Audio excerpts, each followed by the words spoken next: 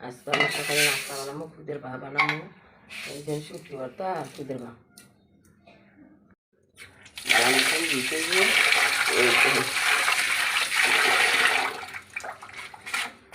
আমি একটু দিয়ে দিলাম।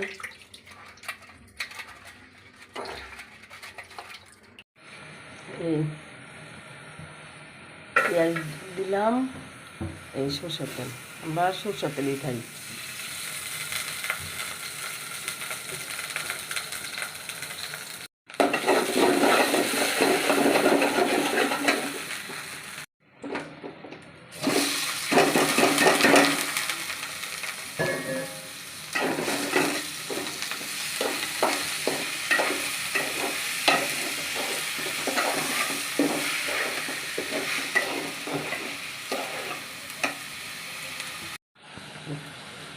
আমি পানি গরম করছি, এই গরম করে পানি দিতেছি।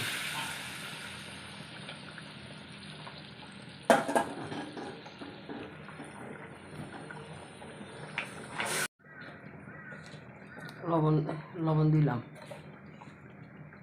লবণ না দিলে তো মজা লাগতো না। দেন খুদের বা আমার হয়ে গেছে গা, ভর্তা বানাবো বুঝছেন।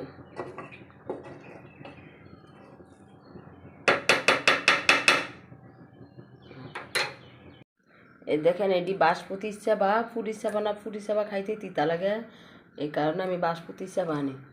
বাসপতি চাবা দা ভর্তা নাইলে অনেক মজা লাগে। ভালো মতন ধুইয়া এরপর বাসপতি মরিচ আমি টালি না, আর এই ভালো মতন ধুইলে এই চাবার এই যে ইয়াটা উঠে, তাহলে তিতা লাগে। এইটা ফালাই দিবেন, এটা না ফালাইলে এই যে এইটা তিতা লাগে, এই যে দেখছেন এটা তিতা লাগে, ভালো মতন দোল লাগে। দেন তেল তেল দিয়ে শুটকিটা ভাজবেন।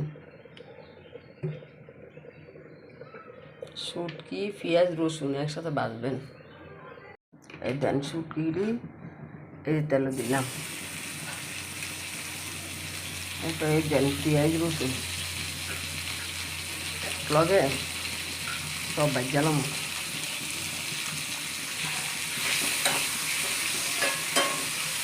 ভাজা মরিচ আর টালতাম না, এমনি মরিচ আটালা মরিচ দিলে সুন্দর গেরা লাগে। আমার শুটকি টালা হয়ে গেছে। এই দেন আমি মরিচ টালি না, বুঝছেন, মরিচ টালি না। মরিচটা না টাললে ভর্তাটা লাল হয়, দেখতেও সুন্দর লাগে, খাইতেও মজা লাগে। দেন দেখছেন ভর্তা লাল হয়েছে, সুন্দর হয়েছে, কিন্তু আমি বর্তমানে হসপাতা দিই না। কী হলে হসপাতা দিলাম, হসপাতা দিলে শুটকির গেরা নাই না, এই হসপাতার গেরা নাই, শুটকির কোনো গেরান নাই, এই কারণে আমি হসপাতা দিই না।